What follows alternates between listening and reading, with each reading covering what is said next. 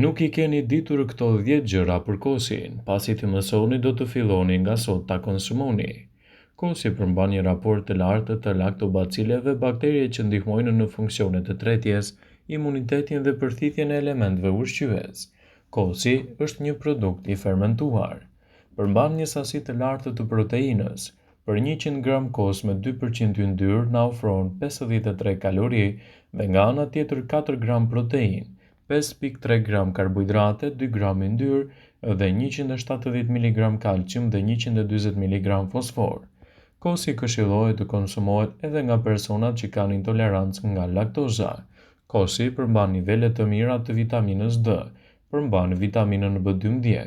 Këshillohet të konsumohet pas marrjes së antibiotikëve.